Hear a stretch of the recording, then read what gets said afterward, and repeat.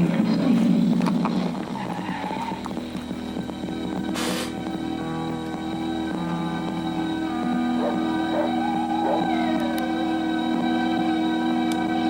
To get to the honest core of how I felt, I had to digest the moral side and confront the physical. I had to witness an actual abortion. This pregnant woman has chosen to have her baby aborted. Luckily, this clinic is sanitary and affords some precautions many clinics don't.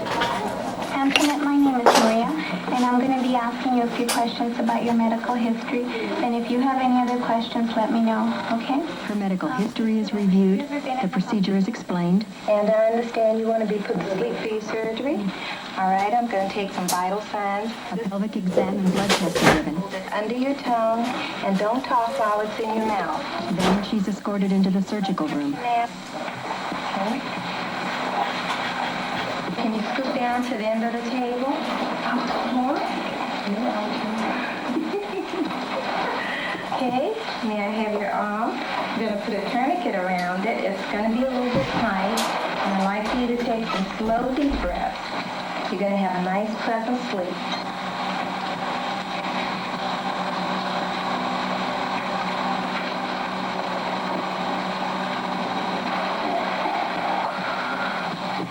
I'm going to repeat the pelvic examination that we've done previously now.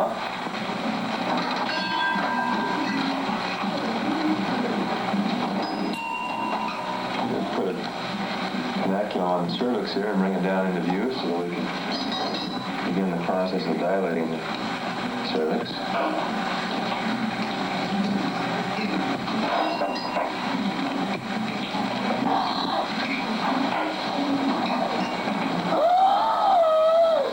Oh my Lord, she screamed and she's unconscious. Well, the doctor told me it was a little unusual. Continuing to dilate the cervix.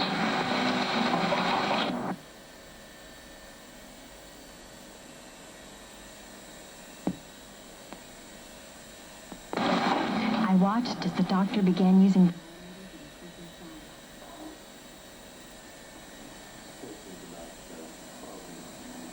I'm going to vacuum out the side of the uterus now. Usually takes 1 to 2 minutes. Now the suction procedure began. Fluids pass easily through the tube, but once the fetus is reached, the hose catches momentarily until the denser pieces are passed through the line. And that's basically all we're going to do. Then it's over. That quickly. The doctor working with quick professionalism because of the waiting list. But I had the feeling it was like sweeping up an accident, or like erasing a mistake. After contacting over 35 abortion clinics, I was finally granted permission to observe a saline abortion at a West Coast teaching hospital. And that's used in very late pregnancies, up to 24 weeks. And that's by installation of a hypertonic salt solution into the uterine cavity and then inducing the patient to go into premature labor and expelling the product of conception, usually in 24 to 48 hours.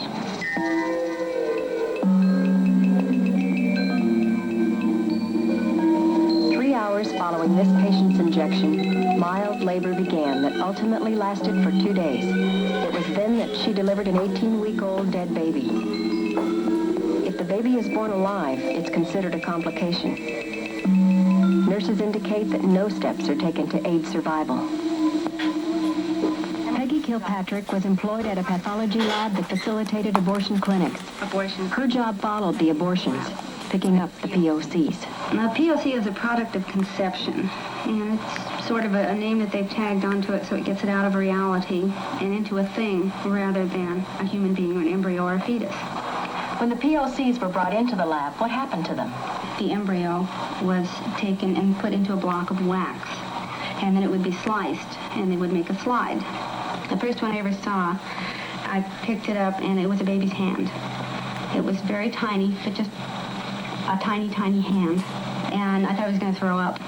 they check each slide to make sure that there is fetal material, that there has to be parts, hands and feet and intestines and things like this. So that way a doctor would not be accused of doing an abortion on a woman who was not pregnant. The remains is then placed back in the container and will be stored in a warehouse, and finally at the end of 6 months are taken out and burned.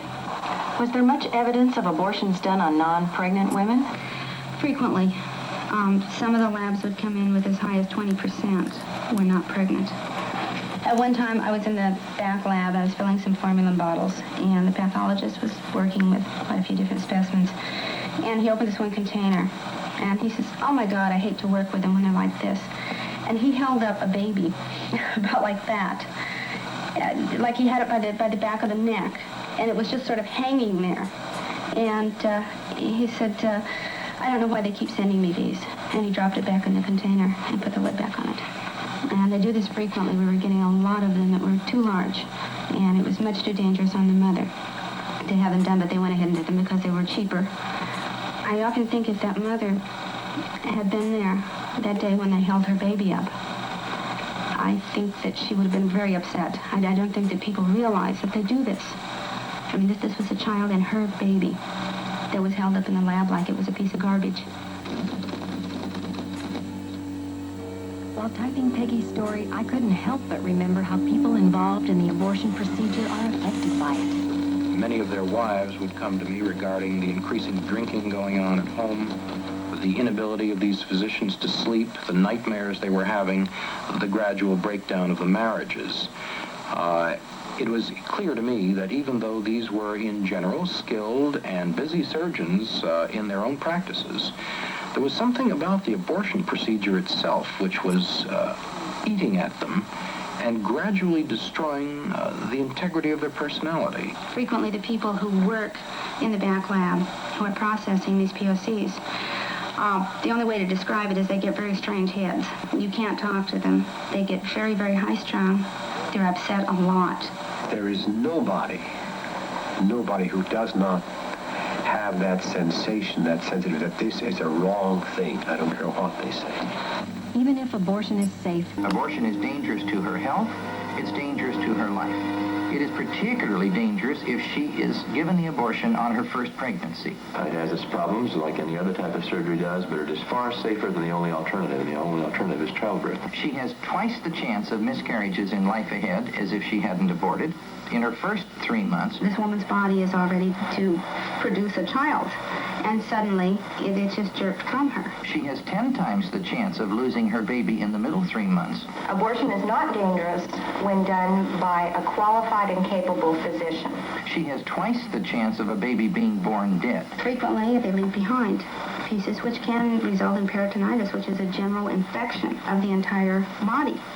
They suction them out again, hoping to clean them out and hoping that they won't bleed to death in the process. The chance for having a tubal pregnancy is 400 to 800% increased. The chance for trouble in labor is increased. Her chance for a premature baby is 3 times as great as if she hadn't been aborted. And it goes on and it goes on. And I have seen ambulances coming to the clinics to pick up young women, some of them who are 14 and 15 and 16 years old, and take them to a hospital where hopefully they can stop their bleeding, control their infection, and get them back on their feet again, where someone again can tell them that abortion is nothing. Roughly 5 to 10% of women who abort their first babies will never again bear a child. And how would you like to bear that as a memory in life? I killed the only baby I ever bore. I was 4 months pregnant when I went to my doctor, who was a highly qualified doctor. He performed the abortion on me, and I was in the hospital 11 days. I had my lower bowel removed. I had a hole in my uterus. I had 3 feet of my intestine removed. I hemorrhaged and came close to death. I asked the doctor, could you tell if it was a boy or a girl? And he said, how should I know? I pulled it out in arms and legs and pieces. I fell apart. I couldn't deal with that. With all those years of guilt and horror, I had nowhere to go until I found out that Jesus Christ, in him I had forgiveness. And he took away that guilt. I had healing of the memories. I had peace for the first time in my life. You made all the delicate inner parts of my body, and you knit them together in my mother's womb. Thank you for making me so wonderfully complex. It is amazing to think about. Your workmanship is marvelous, and how well I know it. You were there while I was being formed in utter seclusion. You saw me before I was born, and you scheduled each day of my life before I began to breathe. Every day,